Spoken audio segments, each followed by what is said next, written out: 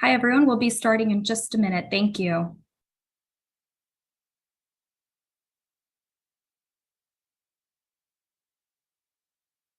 Shalom, friends of Israel.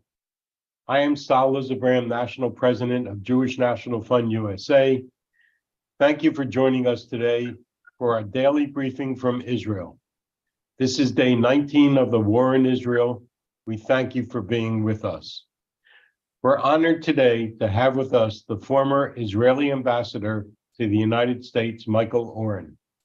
In his role, he has worked with the White House, Congress, and the intelligence community on crucial strategic issues, including the Iron Dome defense system and the Iranian nuclear threat.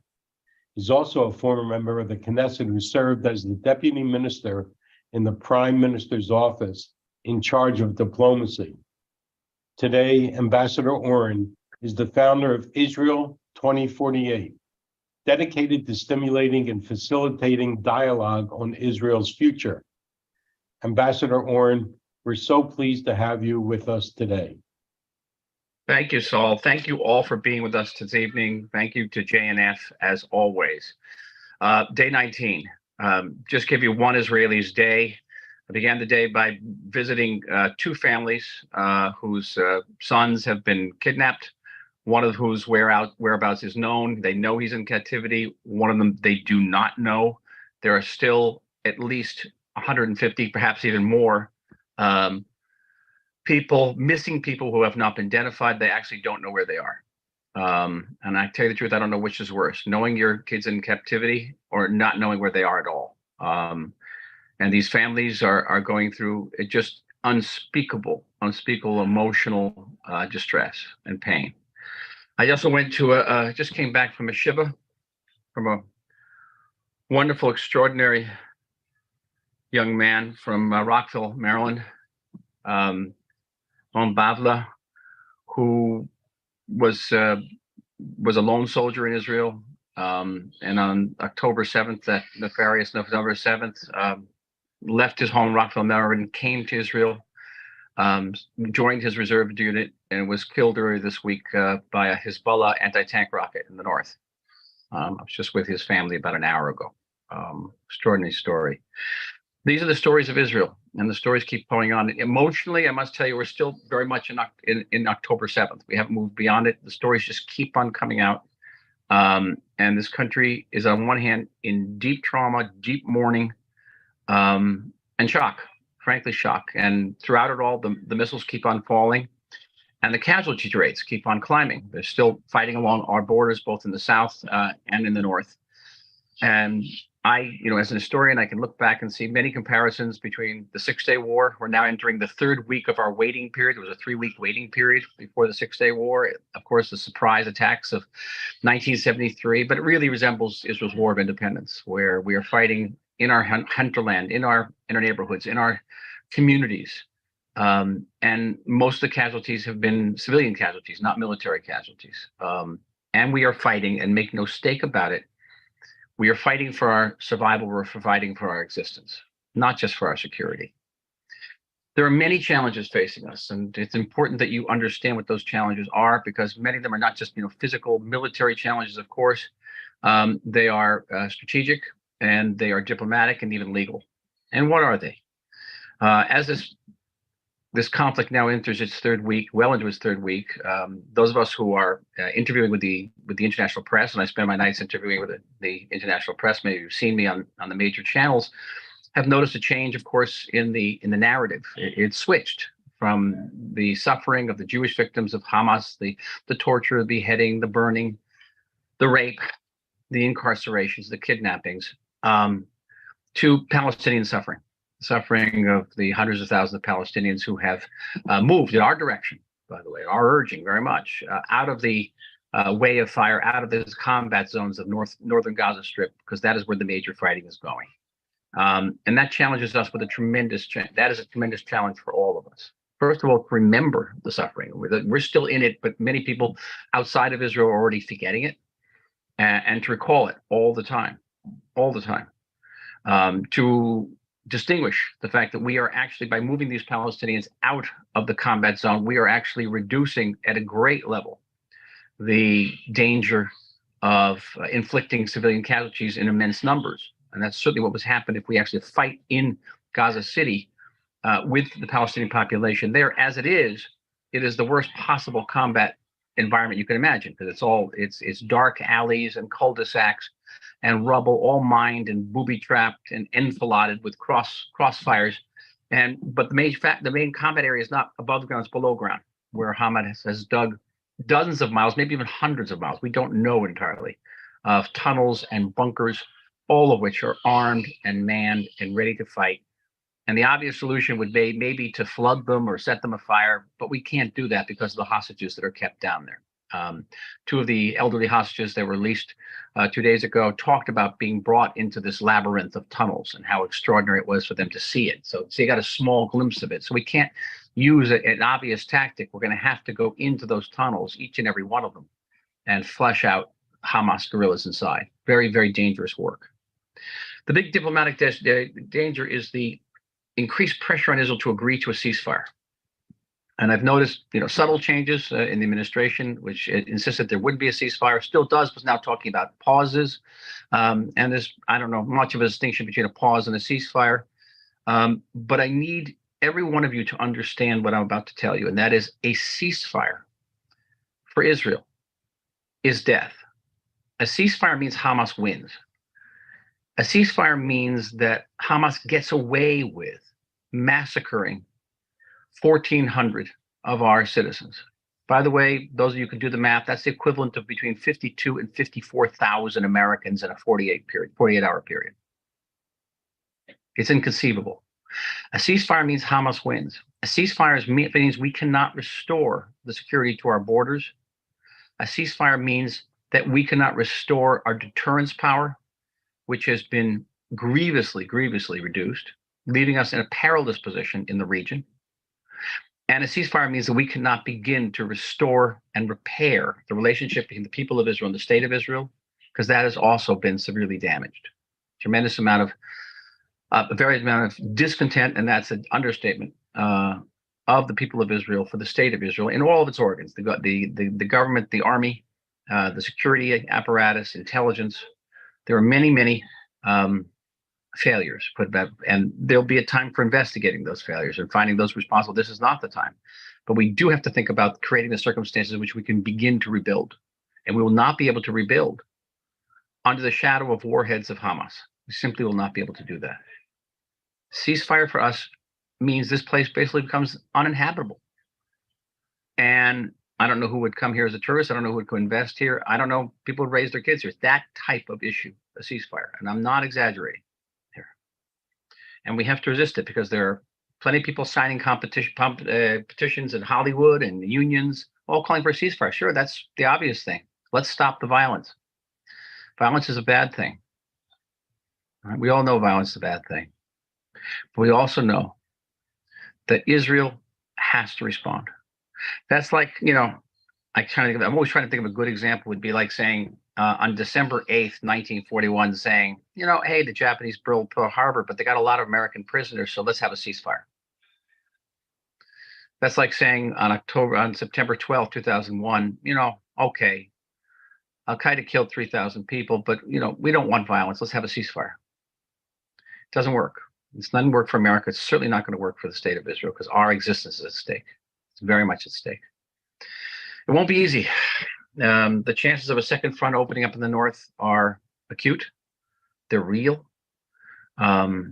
We owe a tremendous debt to President Biden, who has come out in ways, and I know him quite well. He has come out for us in ways that I would not have anticipated, even knowing him very well. Not just the personal compassion, but his willingness to send major naval assets, and these are huge flotillas, into harm's way, into a combat zone, against, the only bipartisan issue in Washington, which is isolationism and the opposition to further American entanglements and foreign engagements. But having said that, there, again, I've got to be very frank with you. We're all among friends here. There's no such thing as a free lunch. And the fact that the president has done this has enabled him to make demands of Israel, like opening up a humanitarian corridor into Gaza. I've just come from these families of the kidnapped, and they can't understand why we agreed to that, why we agreed to this humanitarian corridor. It's the only leverage we had over Hamas. And of course, most of this humanitarian aid is not going to go to the refugees. It's going to go to Hamas in some way. Fuel went in today. I can't understand why we let fuel go into Hamas. These are very difficult political decisions. But this was a condition. This was a request of the President of the United States, and it's very difficult to say no to that. Reportedly, the administration has also been against those who have advocated for attacking Hezbollah first. And I'm saying this because I was one of the people who advocated for attacking Hezbollah first. I wrote about it. If you want to see it on my Substack, it's called Clarity. There's a whole argument there, a strategic and tactical argument, why it made sense to attack Hezbollah first. Apparently, the Biden administration does not want that. I can understand that they have their ships there. And if we were to attack first, that would certainly, in some point, is very likely to involve those naval forces in active combat. All that is happening today on the 19th day of the war. And we're all waiting to see when Israel will give the word to our troops to advance into Gaza. There have been many reasons advanced why this isn't happening. There are logistical reasons. We are softening up the positions of Hamas from the air, from the ground, in the sea, so that we will incur fewer casualties as we move into these densely populated and heavily mined areas. There are questions of equipment, of training, but the fact of the matter is we're up against several clocks. One of the clock is the 360,000 reservists who've been called up. You understand how big this force is, 360,000 plus maybe over 100,000 standing troops in the regular army. That is more reservists than the entire U.S. military, especially the size of the army that went into Iraq in 2003. And these are the most productive parts of our society. These are the young women and men in their 20s and their 30s. So there's a limit to how much long we can keep this massive force mobilized and inactive. And keeping them this way you're engaging a certain level of demoralization if they do nothing. That too is very important. We're up against, as I mentioned, the international community. It's the switching of the narrative from Jewish suffering to Palestinian suffering, which will translate very, very fast into diplomatic pressure on us. We're up against the question of the hostages and playing Hamas's game, where Hamas is going to release 1 or 2 hostages every day, preferably those with foreign nationalities. And that will essentially make us Hamas's hostages. Whole state of Israel and the world will be made hostages to Hamas. So we cannot wait indefinitely. It could be happening in the next hour. It could be happening tonight, tomorrow. But brace yourself. It is not going to be easy. Irrespective of what happens, it is not going to be easy. It's going to be a brutal war. And Israel and its friends, its supporters in the world, certainly with the Jewish National Fund, are going to play a crucial role in standing up for us politically. Make your voices heard on the state, local, federal level. Give, of course, to urgent causes in this country, JNF principle among them. Stand up to anti-Semitism, whether it be on the campuses or in the workplace. And anti-Semitism is soaring right now. And stand up to the anti-Semitism of silence, because to me that's a particularly venal part of anti-Semitism we're experiencing right now, of all the college presidents and those Hollywood celebrities who are saying nothing. Stand up for that as well, all of it. I'm not in any official capacity. I will be visiting many JNF chapters starting in November, God willing. I'll be coming to Denver to meet you all at the major convention there. But I can say, for the people, State of Israel, thank you. Thank you for everything you're doing for us. Everything you're doing for the Jewish people worldwide, in America as well. Stick with us. If there's one tragic silver lining to this whole incident, and that is that Hamas, in its barbarism, has reminded us that we are a nation. We are a state. We are a people. Hamas has reminded us that we're a family. And as a family, we will stay together and we'll win. Am Yisrael Chai, everyone. Am Yisrael Chai. So, Ambassador, thank you so much for joining us today. We know how busy you are. And a lot of the questions that have come in, you've already answered. But Just one question on behalf of Jewish National Fund USA. We have people on the ground. Obviously, you're on the ground. What else can we do to help? What are we overlooking anything from JNF standpoint where we could send our people or our ability to assist? Is there anything that you can identify? Yes, there are now getting up to 300,000 Israelis who've been displaced, who've been evacuated. Whatever you can do to make their ordeal more bearable, that would be appreciated. Israel needs medical care. I'm dealing with various medical organizations like Hatzalah. They're perilously low on medical equipment. We've had thousands and thousands of casualties here, wounded people. There are people who are psychologically wounded. I mean, can you imagine the psychological wounds? Everyone's feeling it. We need help in that field too. All of that. And then I mentioned the political help, banding together, standing up against anti-Semitism, ensuring that as anyone flies a Hamas flag, is flying the flag of genocide and cannot be allowed to go free. Yeah. All right. Well, again, thank you so much. We'll listen to your words. We'll take action. And if we don't see you before, we'll see you in Denver. In Denver. I've seen you before. God willing. Thank you all. Laila Tov. Am Yisrael Chai. Bye. Thank you so much. So just to remind everybody, we're looking forward to being with the ambassador in person at JNF USA Global National Conference, and that's November 30th to December 3rd in Denver. Ambassador Oren is engaged with us for the next year, meeting with our communities around the country. And originally, the conversation was aimed at the divides Israel and diaspora Jewish societies have.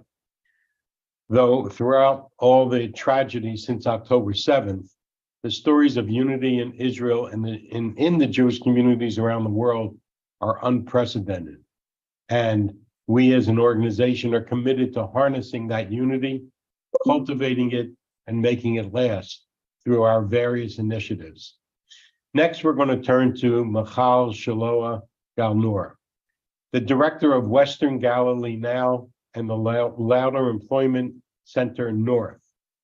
The WGN is a small business consortium supported by Jewish National Fund USA, overseeing many of the region's small tourism operators and artisanal businesses, and in support of JNF USA's Go North strategy. Michal, thank you for being with us and sharing how you are pivoting to accommodate the needs at this difficult time. Thank you, everyone. So first of all, I have left the Galilee on Sunday after October 8th. I can't go back to my village. We're very close to the border.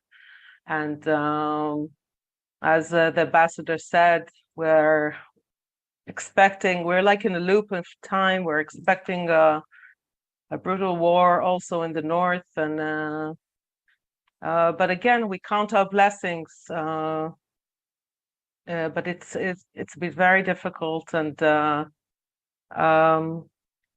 but we are. I think the ambassador said it as well. Something that came out of it that we are very united within Israel, and it's inspiring everything that is being done, the volunteer work, and what you're doing at Jewish National Fund USA and the team in Israel. Wow! So first of all, thank you. I would like to share. Are we going to put the slides on, or? Thank you so much. I would like to share one story. So one of the members of the Western Galilee Now, the son of one of the members was, they couldn't find him after the party, and they waited for him for 4 days. He loves the cereal called Kariot. And his mother posted everywhere, his parents, "Mommy's waiting for you, Ima is waiting for you," with the cereal and milk. And actually the company Talma saw one of her posts and just dropped at her home 200 packets. And for a long time, they served anyone that passed a packet and just waited for him. 4 days later, they learned that he was murdered at the party. And this is kind of what we're all going through as people, as citizens here. And I will say that even in times like this, it's so important to be proactive. The small businesses are 99.6% of the businesses in Israel, which means businesses that employ up to 100 people. So after a few days of shock, and again, most of my coworkers have been evacuated from their homes, we managed to become proactive. First of all, we put an online shop allowing people to buy packages for soldiers, for families that have been evacuated, or for your loved ones. And it's actually, you can see it on the JNF Mitzvah Marketplace. And if you want to help and support and connect and add your own little greeting, we deliver them once a week to those soldiers and evacuated families. And it's a way of supporting these small businesses. We've put in the packages produce from businesses in the south, even businesses from Otef Aza, and businesses from the Galilee, because although in a way it's a feeling that is it even legitimate to care for your business at a moment like this, it is, because the economy is a very important part of this country, as you all know. So again, also in the Mitzvah Market, we're putting on also small packages that you can buy for yourselves if you want. And I think we will send everyone the link. It's amazing for me to see the members, these small businesses, finding a way of volunteering, giving from their own time and money, and preparing these nourishing meals for soldiers. These soldiers are eating manot krav, what we call, from cans all over. As the ambassador said, 360,000 people are in the reservation, and we just put together big kitchens, and members are working together to cook these nutritious meals for once a day. One of our amazing members, Basma, who is from a Druze restaurant, her husband was injured and then died about 18 years ago, and she phoned his platoon and asked them, can I deliver you food for Friday? And since then, she's been cooking 400 meals every Friday with other members, which is astonishing to me. This is her and her son. Her son is called Noor, and she was pregnant when her husband was injured, and she's continuing to do it every week, and we're helping with donations and the products so that she can at least continue to cook with other Western Galilee now members like Paul Nyrens from Galilee. And again, they're cooperating and collaborating. Another wonderful thing we're doing is to keep them proactive. It's so important. We learned it from the corona that it's important that a business continues to do what they love. And we're putting together their workshops and taking them to places that people have been evacuated to, for chocolate workshops, for dance, just to experience together different things and share. And it's been vital for all these people that have been evacuated from their homes. Again, the ambassador said 300,000 people. That's a lot of people that are far away from home in a very distressing time.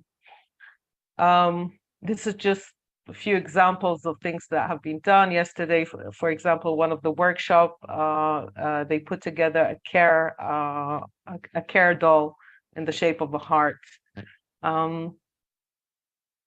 Again, there's a lot of other things happening. This unity that I was talking about, for example, a restaurant, an owner who has closed down and he has nothing to do with the employees. They connected to a farmer who's another member, and they went and helped him pick the vegetables, and it gives a bit of hope. It gives a bit of light in these days. As we're dealing with these businesses, we actually opened a real hotline that they can ask us, and we can figure out anything we can do to help them. If it's consultancy, if it's they need help of lawyers, we give them lectures and workshops. I just came off an hour workshop with one of the expertise to explain to them what they can do right now. Is it legitimate for them to even think about their business in a time like this? And this is very important for the next day to come. As Lauder Employment Center, we were in touch with many organizations. Today we had a meeting also with the Ministry of Social Affairs. A lot of these people who have been evacuated are now very worried about their work. If they have a business, or if they have if they're work somewhere and they can't work, and they're figuring out how to come to all these evacuees and work with them, help them go back to their work, or even stay vital. And we have a lot of work to do even now. I know we'll have a lot of work to do the day after. God willing, it will be soon, but we have a lot of things to do right now as we speak.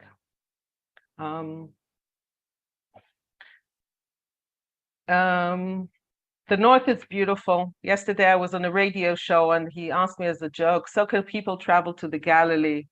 No. You can't even travel to the Galilee. You can't even live in the Galilee right now. And I do hope that this period, the war will end. Whatever has to be done has to be done. But we have to make use of every minute throughout these days to help the citizens, if it's the evacuees, if it's these small businesses, in every single way we can. And I thank you, Jewish National Fund USA, for always keeping out of the box, always helping us find the way to support these, and especially these small businesses, which I feel that they have no voice. So you are their voice, and I thank you for it. So Michal, you know that you're part of the JNF family. We know your family well, and we thank you for everything you're doing. You mentioned a hotline. Could you just explain that a little bit? How do people know about the hotline? So right now it's for the small businesses that are a part of the consortium, but we want to make it a more national wide, that people can phone and even ask their request, what they need, and then we can connect them to the right consultant. Because some have employees, they want to do what to do with them. Some have taxes. The issues are different. So they phone, or they call us, connect, or WhatsApp, and we find them the right person to talk to and give them the right advice. And it changes by the day and by the week, by the way. So Michal, I wish you could see all the chats that are coming in, because almost everyone says, we love you, Michal. Thank you for what you're doing. And that goes for all of us at JNF. So let's keep in touch, and we're there for you. If I may add, I know some of you, I'm happy to see some new faces, but thank you for your love and your care. And it's very strengthening in moments like that. I really feel that you're my family. Also the JNF staff in Israel and the US. It makes me and my co-workers and my members stronger in these days. Thank you very much. Okay, thank you, and stay safe. I hope everyone will visit the new shop, send packages within Israel, and even use our mitzvah marketplace to purchase your Hanukkah gifts for friends and family here in the United States.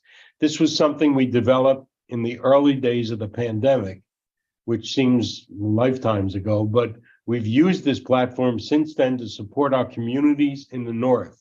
So visit JNF JNF.org/shopping. Finally, we'll hear from Tali Tzor, our JNF USA Chief of Staff in Israel. I don't even know how to express our thanks to Tali. She's working with a skeleton crew because many people that we depend on have been called up into the reserves. So, Tali, please just give us some updates, and we know how hard it is, and we know how hard you work. So please, Tali. Thank you, Saul, and hi again, everyone. Again, feeling as if we are in the same room with the family, and we thank you for everything you're doing on your side. And I will give you an update of what we're doing over here on the ground. But you know, Michal just described that she was uprooted, I would say, from her home in the Galilee, and Ambassador Oren gave you a description of what's going on in the country. Personally, it affected each and every person on the ground. I live in Hod Sharon, not far from Mass High School. The first day, my daughter, who just gave birth 4 months ago, moved to our home in Hod Sharon with the baby, 4 months old. Her husband is in the army for 2.5 weeks. She saw him for 12 hours last weekend. My sister, who lives next to me, her husband is a pilot, left October 7th. We saw him just for 12 hours since then. Yesterday, just to give you the reality, I went to a yahrzeit, to a memorial service of my daughter's friend here in a cemetery in Hod Sharon, the center of Israel. The siren went off for like 2 minutes. 200 people were lying between the graves, hiding from whatever will come from the air. So whether we are in the front or, you know, or behind, you know, in the center of Israel, this reality has changed every Israeli's life, okay? We're all in one situation. We all feel the same, and everybody is eager to give as much as he can to support Israel in these hard times. So as you know, day one of the war on October 8th, Sunday morning, we opened the situation room here in Hod Sharon at Mass High School that operates 24/7. Very, very thin, a small team sitting every day. We're starting at the morning with calls to all the mayors, all the representatives, those that were evacuated, those that they are absorbing the evacuees, and we're holding deep conversations and trying to understand what are the needs. What are the needs in the south, in the north? What are the security needs, the education, the activities, the needs for the kids? We're concentrating everything. We have a detailed breakdown of every request of every municipality and every person who approached us with what he asked for, what does it serve. We know everything. By 3 p.m. Israel time, which is 8 a.m. Eastern time, we have a call with Russell Robinson, our CEO, and Mitch Rosenzweig and the team to go over all the needs, all the requests, and to approve or not approve, and to really explore each one of them. By 4 p.m., we have a full list of what we are going to support this day. And between 4 to 7 p.m., I'm talking Israel time, this is still morning in the United States, the transfers are being done. Guys, this is a machine that works efficiently, promptly, answer the needs. And this is not going unseen by all the municipalities, the mayors, the evacuees, and all the communities, because they see that there is one organization, Jewish National Fund, USA, that they can approach at 9 a.m. in the morning, and by the end of the day, they already see the support. Therefore, we get tens of thank you letters, WhatsApps, telephones to call us. You are angels. You guys, you are angels. This is the only organization on the ground that is hearing us, seeing us, working with us, and supporting us in such a quick and efficient way. And this is a result of a long-term relations that we have with all of these municipalities and regions and mayors and people and everyone, because we've been working with them before, we're working with them now, and there's no question that we're gonna continue and work with them until forever, not even until. So while, during the first week we were busy with evacuating communities from the Gaza envelope and the southern area, today we are more engaged with those communities who have absorbed the evacuees. As you heard from Ambassador Oren, more than 300,000 people from all over Israel were evacuated, either in an organized way or privately. Michal, I think, for example, heard, that they should rather not be at the Western Galilee, but she packed her suitcases and her family and moved in one day. And they keep moving to friends here and friends there, and the family in Jerusalem. And every family of evacuee, if it's not organized as a community, find themselves moving from one place to another. We have a detailed breakdown of all the communities that are absorbing them. We know in Ramat HaNegev that they have absorbed 2,500. We know where they come from, where they're staying at, who's the absorbing communities. We know exactly what is going in each one of them.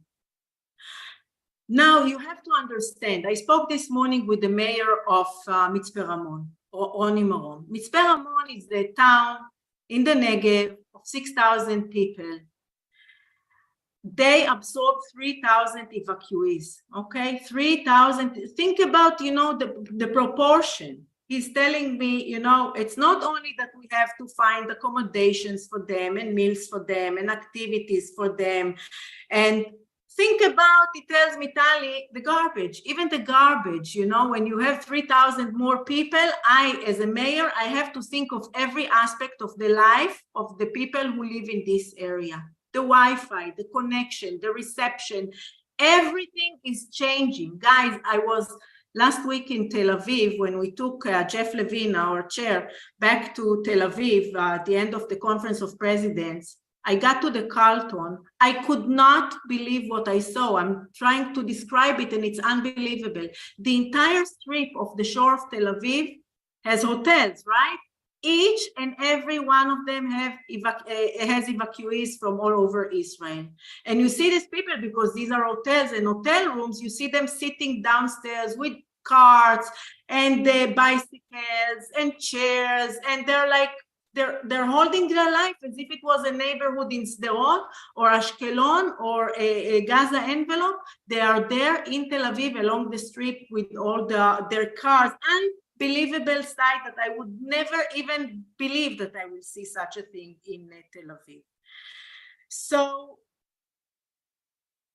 if I have to divide in general, and there's so much more, we've been helping with housing, with food supply, with schools and afternoon activities for the kids, with psychological therapy, with security equipment.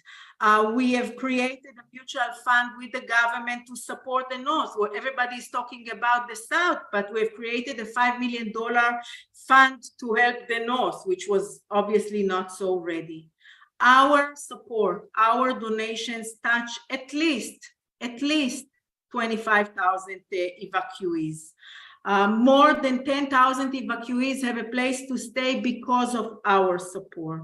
We're equipping the municipalities now in the Negev, in the Arava, in the North, with equipment, with vests, with encrypted radios, helmets, drones, nurse kits, medical kits, tactical clothing, night vision lighting, fire and rescue equipment, fire trucks, and so on and so forth. Shelters, 50 shelters in the South by the support of the Jewish National Fund, 220 in the North. Meals, we are feeding 5,000 people in the next month. Not because they're poor, because they move to places that they cannot just cook. They don't have a kitchen. So you need to cater them, and you need to bring it morning and noon and night. 5,000 people having food on the table due to our support. Food security. We heard Yoel Zilberman last week speaking about the agriculture in Israel. And, you know, I always used to speak about how important it is for Israel to be self-sufficient in terms of water and food. There's no one to pick the fruits and the vegetables from the farms and the hot houses and the fields. 25,000 Thai workers, half of them ran away from Israel immediately. 15,000 Palestinians who used to get here from Gaza to help the farmers in the south, and we are helping them to get some salary. Of course, there's no option to bring them back to Israel. With Shomer HaChadash, another organization that we're working closely as our partner in Israel, we're supporting the activities of bringing between 2,000 to 4,000 people to work in the fields and to support the farmers so that they're not going to lose the entire season, and so that we, the Israelis, in the coming months, will have food on our tables. Psychological treatment. Psychological treatment is more than you can imagine. We're opening together with Adi Negev a trauma room. Green Horizon giving services or activities for 2,500 kids in the Dead Sea, in Ramat HaNegev, in Eilat, due to our support. Nefesh B'Nefesh is bringing physicians and helping the lone soldiers' families due to our support. And last but not least, we're also supporting, today we have approved the support of 1 million shekels to the form of hostages and missing families who work tirelessly 24/7 to bring our people back home. Millions of dollars have already been transferred, and this is all due to your generosity and your support. Don't be shy. Ask your friends, ask your families, ask the people that you know at work to support Israel. This is the time, this is the hour, this is the moment. Thank you so much.